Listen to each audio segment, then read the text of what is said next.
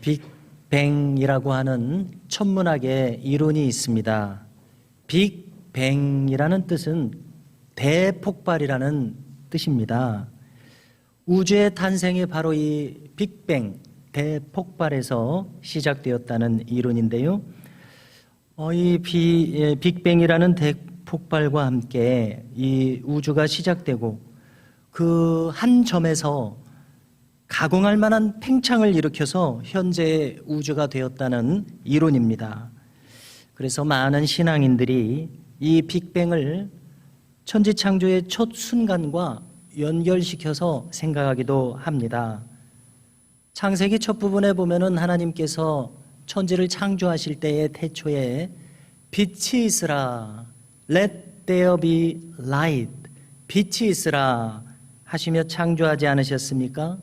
바로 이 빛의 창조가 빅뱅과 비슷한 것이 아니겠느냐 이렇게 생각하는 것이죠.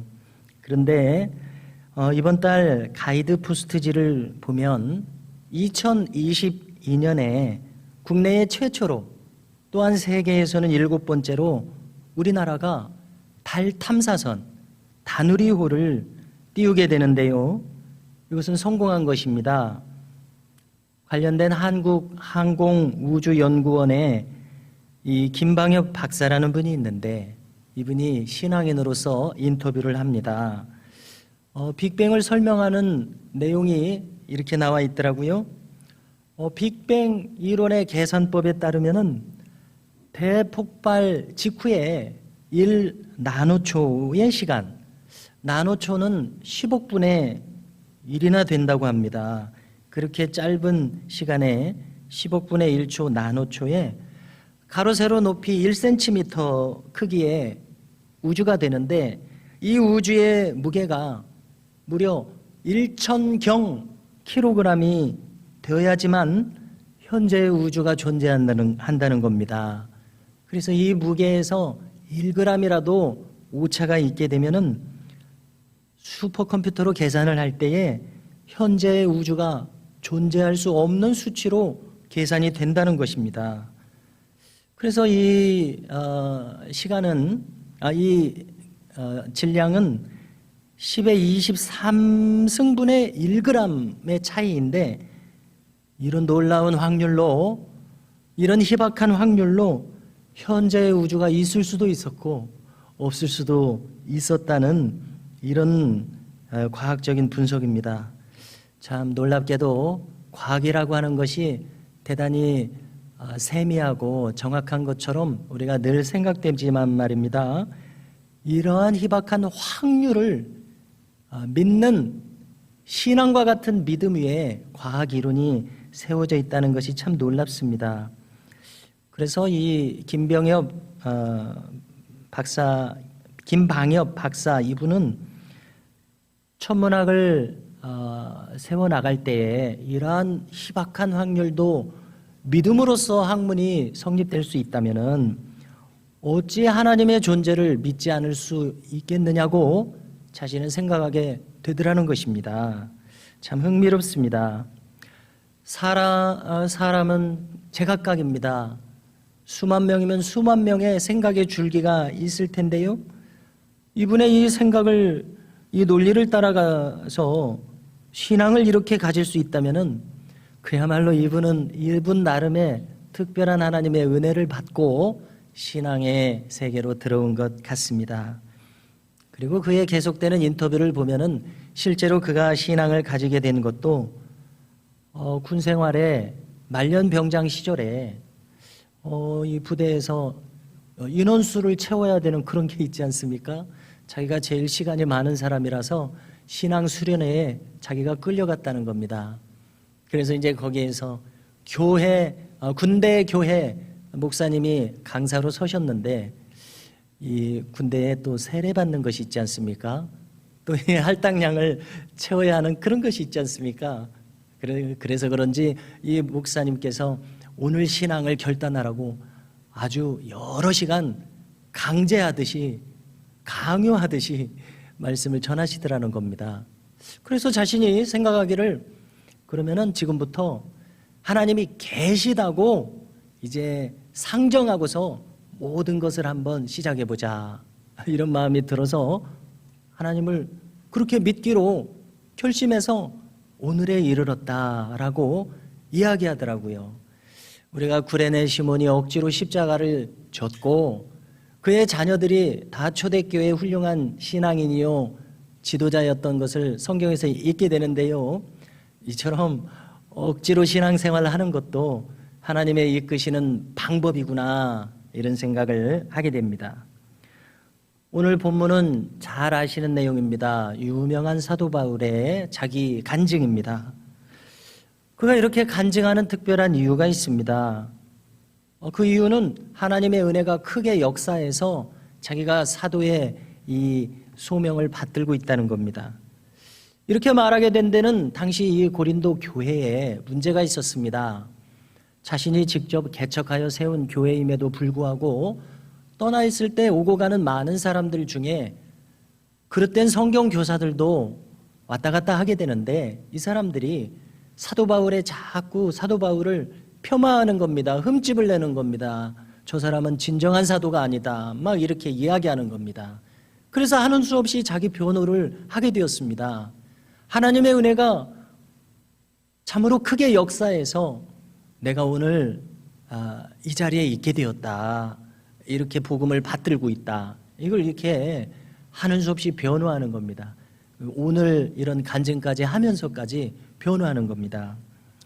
그는 14년 전에 특별한 경험을 언급했습니다. 이것은 성경 전체에서도 참 신비로운 간증의 부분입니다. 재미있는 것은 14년 전 그때의 자기와 지금 이 자리에 있는 자기를 마치 다른 사람인 것처럼 분리해서 말하고 있는 것이 또 흥미로운 점입니다. 그것은 14년 전의 경험이 그만큼 신비롭고 지금 평범한 자기 이상의 높이 고양된 그 비범한 수준에 이끌려진 자신이라고 생각해서 그렇게 말하는 것 같습니다. 그만큼 신비한 경험인데요, 그는 셋째 하늘에 이끌려갔다고 말합니다. 히브리인들의 우주관에 따르면은 그들은 3층 천, 이 세 겹의 하늘이 있다, 이렇게 말합니다. 첫째 하늘은요, 우리가 흔히 볼 수 있는 저 푸른 하늘과 창공, 이것이 첫째 하늘입니다. 그런가 하면 이 창공을 넘어서 저 흑암으로 가득한 적막하며 알 수 없고 광활한 저 우주 공간, 이것이 둘째 하늘이라는 겁니다. 셋째 하늘은 저 아득한 우주 공간 넘어서 저 너머에 있는 미지의 그 하늘로서 우리가 지금 말하고 있는 영원한 천국이 있는 그곳, 바로 이곳이 낙원이요 셋째 하늘이다, 이렇게 설명하는 것이 히브리인들의 우주관입니다. 바울은 바로 이 셋째 하늘에 이끌려 갔다는 것입니다. 그리고 이 천국의 경험이 얼마나 신비로운지 오늘 함께 읽은 성경을 보십시오. 뭘 제대로 설명을 하지도 못합니다. 신비롭다는 말 외에 그야말로 필설로 다 설명할 수 없는 다른 차원의, 그렇게 좋지만 뭐가 어떻게 좋다고 우리 현실의 세계의 말로는 설명이 어려운 그러한 경험이었습니다. 얼마나 대단한 경험입니까? 그러나 바울은 저렇게 대단한 경험을 했지만은 현재의 자신에 대해서는 오직 초라함과 연약함만을 자랑하겠다고 이렇게 특별한 자신의 입장을 이야기하고 있습니다. 왜 이렇게 합니까? 아니, 초라하고 연약한 것이 자랑할 만한 것입니까? 왜 이렇게 하냐면 바로 이렇게 초라함과 연약함 위에 하나님의 은혜가 역사했다는 것을 그렇게 말하고 싶어서 이렇게 이야기를 하고 있는 겁니다. 한마디로 말해서 내가 초라하면 초라할수록 하나님의 은혜는 더 강하게 나타나더라는 것입니다. 그래서 오늘 말씀을 대하면서 우리도 바울의 이 생각을 꼭 따라가며 배워야 되겠다는 생각을 하게 됩니다. 내가 약하면 약할수록 거기에 하나님의 강하신 은혜가 나타나고 역사된다. 어떻습니까? 우리도 이러한 생각을 품을 수 있기를 바라게 됩니다. 나의 약함 속에 하나님의 강함이 깃들고 나의 초라함 속에 하나님의 은혜가 있다. 우리 스스로에게도 한번 물어보십시오. 정말 나도 그런가? 나의 약함과 초라함에 하나님의 은혜가 깃들어 계시는가? 물어야 할 것입니다. 오늘 7절에서 바울은 말합니다. 여러 계시를 받은 것이 지극히 크므로 너무 자만하지 않게 하시려고 내 육체의 가시 곧 사탄의 사자를 주셨으니 이는 나를 쳐서 너무 자만하지 않게 하려 하심이라. 아주 중요한 것을 언급하고 있습니다. 지금 바울은 자기의 육체에 심한 장애가 있다고 이야기합니다. 가시라고 표현할 만큼 자기를 찌르는 이 고통에 내 몸에 있는 이것 말입니다. 오죽하면 사탄의 사자라고 표현하겠습니까? 점잖게 사탄의 사자라고 표현했을 뿐이지 말하자면 마귀가 내 안에 들어와 있다 이런 정도의 느낌 아니겠습니까? 귀신이 내 안에 들어와 있다 이런 말로 이해가 되는 표현입니다.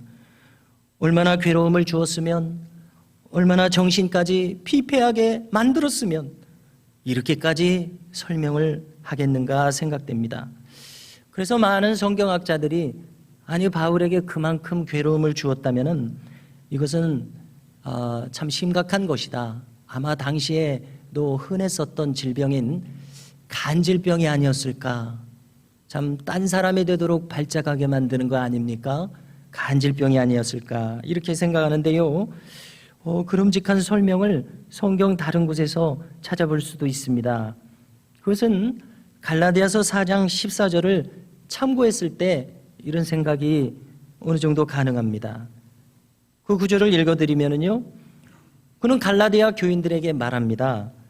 너희를 시험하는 것이 나의 육체에 있으되 그러나 너희가 이것을 업신여기지도 아니하며 오직 나를 하나님의 천사와 같이 또 그리스도 예수와 같이 영접하였도다.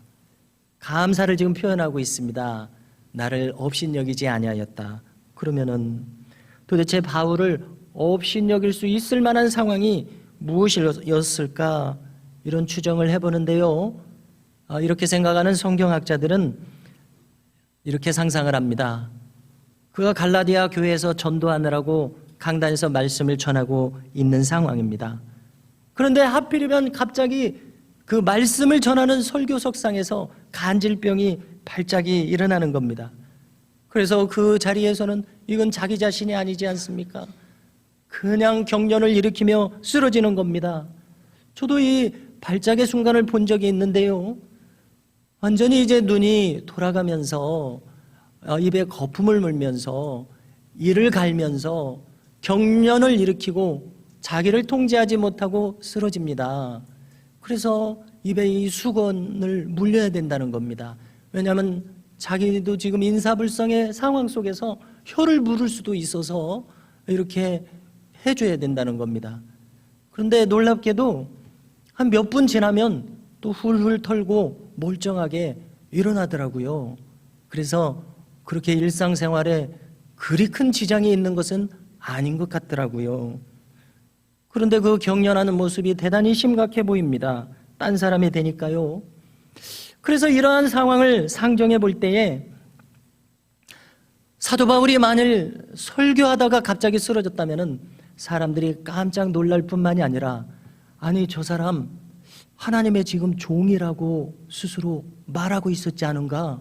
아니 하나님의 종이 어떻게 저런 일이 일어나는가 하고 큰 의심과 큰 시험에 들 만한 그러한 일 아니겠습니까?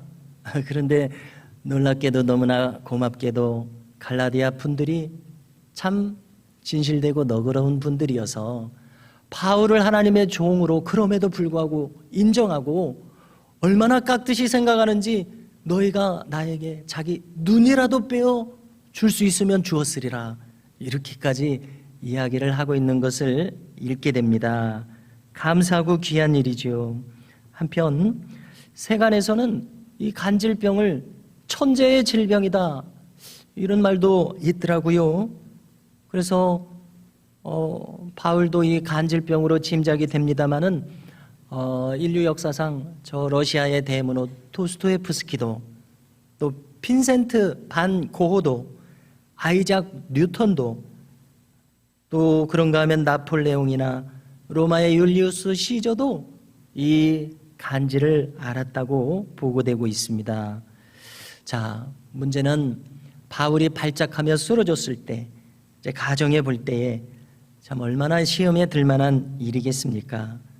그러나 갈라디아 교인들이 널리 바울을 영접한 것이 참 다행스럽게 생각합니다. 자, 그렇지만 다행스러운 대접을 받았습니다마는 바울은 이것이 너무나도 심각한 일이었기에 이것을 자신이 살아가고 또 사도로서 복음을 전하는데 큰 장애가 된다고 생각했습니다. 그래서 오늘 성경에 보니까 하나님, 이것이 너무나 불편합니다. 복음을 전하라고 저를 부르셨는데 이 정신적으로 육체적으로 건강해야 감당할 수 있지 않겠습니까? 그래서 바울은 3차례나 간구했다는 겁니다. 이것을 저에게서 제거해 주시옵소서, 제 몸에서 이것이 떠나가게 해 주시옵소서라고 기도했습니다. 이 3차례라고 하는 것은 3번의 어쩌면 작정기도와 같은 크게 결심한 기도였을 것 같습니다. 40일 금식 기도를 3번 했는지 모르겠습니다. 확인할 길은 없지만 그는 3번 이것을 내 몸에서 없이 해달라는 간절한 기도를 드린 것은 분명합니다. 하나님, 주의 영광을 가릴까 두려우며 복음을 제대로 전하는 일을 감당하지 못할까 두렵사오니 이것을 제하여 주옵소서. 자, 그러면 하나님께서 응답하시기를, 그렇구나, 내가 나의 사명을 받드는데 이것이 너무나 불편하구나, 이것을 속히 제하여 주마, 이렇게 시원하게 응답해 주시면 얼마나 좋았겠습니까? 많은 하나님의 응답을 들어보십시오. 바울이여, 내 은혜가 내게 족하도다. 이는 내 능력이 약한 데서 온전하여 침이라. 이렇게 응답을 하시는 겁니다. 내 은혜가 내게 족하다. 무슨 의미입니까? 고쳐주지 않으려는 생각이다, 이런 의미 아니겠습니까? 자, 왜 고쳐주지 않으십니까? 족하기에. 여기 족하다는 헬라어 표현을 찾아보니까 아르케오라는 말을 쓰고 있습니다. 그 뜻은 충분하다, 이런 뜻입니다. 그래서 영어 성경에도 보니까 My grace, 나의 은혜가 is sufficient for you. 그대에게 충분하다, sufficient, 충분하다, 만족스럽다. 차고 넘치지는 않을지언정 가득 채울 만큼 충분하다, 이런 의미더라고요. 바울아, 충분하다, 나의 은혜가 너에게 부족하지 않다, 충분하다, 족하다라고 말씀하여 주신 것이 놀랍습니다. 아니, 우리는 생각되지 않습니까? 아니, 하나님, 그건 부족한 것 아닙니까? 연약한 것 아닙니까? 그것이 없으면 더 잘 활동할 수 있을 텐데 어찌 이 부족함을 허락하시는 것이 하나님의 은혜가 될 수 있겠습니까? 이렇게 우리가 생각되지 않습니까? 바울도 그렇게 생각했을 것입니다마는, 그러나 하나님의 말씀으로 바울은 이제 깨닫게 됩니다. 자, 많은 경우에 우리가 은혜를 깨닫지 못하기에 주신 은혜가 나에게 은혜가 되지 못합니다. 바울이 깨닫지 못했더라면은, 아니, 부족한 것이지 이것이 어떻게 은혜가 되겠습니까? 그러나 바울은 어떻게 깨달았습니까? 육체의 가시, 사탄의 사자, 없었으면 좋았을 이것이 나에게 은혜로구나. 왜요? 내가 받은 계시가 지극히 크므로 나를 자만하지 않게 하시려고, 나를 겸손하게 하시려고, 겸손해야 하나님의 뜻을 온전히 받들 수 있기에 이것을 나에게 허용하셨구나. 이것은 나로 그분의 참 종되는 길을 걸어가도록 하는 그분의 은혜로구나, 이렇게 깨달았습니다.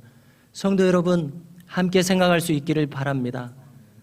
어떤 것은 나에게 은혜로 허용된 것이지만 우리는 그것을 은혜로 생각하지 못할 때가 많은 것 같습니다. 왜요? 이것은 보통의 눈으로 볼 때는 너무 부족한 것입니다. 없었으면 했던 것입니다. 이런 일이 나에게 있어서는 아니 되었을 법한, 내가 이런 환경에서, 더 나아가서 내가 이런 가정에서 태어나지 않았으면 좋았을 텐데, 왜 나에게는 이런 부모님인가? 왜 나에게는 이런 아내인가? 이런 남편인가? 이런 일이 나에게 없었으면 좋았을 텐데. 우리의 삶의 부족과 결핍이라고 생각되는 것이 돌이켜볼 때 참으로 많습니다. 그러나 오늘 사도 바울에게 하나님이 응답하신 것을 보면은, 바울이여 나의 은혜가 내게 족하도다. 바울이 생각하는 은혜와 하나님이 생각하시는 은혜가 달랐습니다. 그래서 바울로 깨닫게 하시기를, 나로 너무 교만하지 않게 하시려고, 나로 하나님의 뜻을 온전히 받들게 하시려고 이런 부족함이 은혜로서 나에게 주어졌구나, 이걸 깨닫게 하셨습니다. 성도 여러분, 우리도 마찬가지일 것 같습니다. 우리 자신의 삶의 모습과 환경을 돌아보며 부족함이라고 생각했던 것들, 이런 것이 나에게 없었으면 좋았으리라고 생각했던 것들, 혹시 있다면 혹 이것이 나에게 은혜로 주어진 것이 아닌가 하는 이러한 성찰이 우리에게도 있기를 주의 이름으로 축복합니다. 미라클이라고 하는 유튜브 채널을 운영하는 박위라고 하는 올해 38살, 청년이라고 하기에는 좀 이제 연령이 되었는데요, 이 청년이 있습니다. 작년에 그는 송지은이라고 하는 방송인과 결혼을 했는데, 그는 예전에 걸그룹 시크릿의 멤버였다는 겁니다. 그런데 이 박위라는 청년은 2층 높이에서 낙상사고를 당해서 목이 꺾여서 이 엑스레이 사진을 그가 보여주는데요, 목이 꺾이고 신경이 끊어졌습니다. 그래서 하반신 마비가 될 수밖에 없었습니다. 이 앞날이 창창한 청년이 갑자기 그런 일을 당했으니 얼마나 이 삶이 괴롭습니까? 이렇게 하시려면 왜 나를 태어나게 하셨나? 이런 생각도 들 수 있을 법한데요. 그러나 그는 극한의 재활 끝에 상반신을 겨우겨우 사용할 수 있는 정도가 되었다고 합니다. 그의 인터뷰가 많이 있는데요, 그의 인터뷰를 보면 놀랍게도 신앙의 힘으로 이러한 그 불행과 어려움을 극복하고, 이 장애를 가진 사람 아니었나? 이런 생각이 들 정도로 그렇게 밝게 힘있게 이 세상을 살아가고 있는 것이 생각할수록 놀랍습니다. 자, 그의 인터뷰 중에 한마디를 보면은요, 배변을 못한다는 겁니다. 소변을 가까스로 아련한 이 감각이 올라오면, 이제 소변 때가 됐나 보다, 이제 배변을 해야 되나 보다, 이런 정도라는 거예요. 우리 감각이 없으니까 스스로 못하는데, 그래서 이걸 하기 위해서 해야 살 수 있지 않습니까? 좌약을 넣어서 이제 순식간에 해결되도록 이렇게 한다는 것입니다. 그러면서 이 사람이 하는 말이, 이렇게 할 수 있어서 너무 행복하다, 이렇게 말합니다. 이건 큰 불편함이죠. 이게 어찌 행복이 되겠습니까?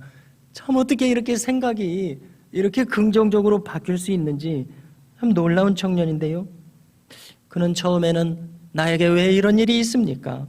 하나님을 원망하는 마음이 들었습니다. 그러나 놀랍게도 하나님은 그에게 깨달음을 주시기에 그가 그 재활의 그 고통을 지내는 중에 예수님의 십자가에서 그런 큰 고통을 당하셨는데 그에 비하면 자기는 아무것도 아니라는 생각이 들게 하시더라는 겁니다.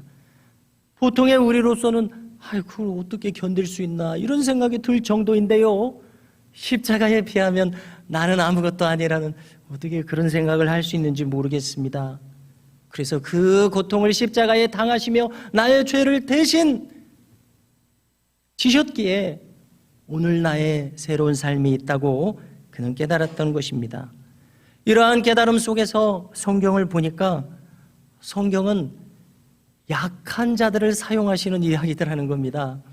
그래서 저 소년 다윗이 골리앗을 이기는 일이 있게 되고, 저 80의 노인 모세가 이스라엘 백성들을 40년이나 이끌도록 하시는 것이 하나님 하시는 일이더라는 것입니다. 고린도서에서도 바울도 말하기를 하나님은 세상에서 놀랍게도 미련하고 천하고 멸시받고 약한 자를 택하셔서 일부러 사용하시더라는 것입니다. 참으로 놀라운 깨달음을 그는 그의 고난을 통해서 얻고 있었습니다. 얼마나 귀한 깨달음과 간증이며 우리에게도 이러한 깊이의 깨달음이 있으면 얼마나 좋겠습니까?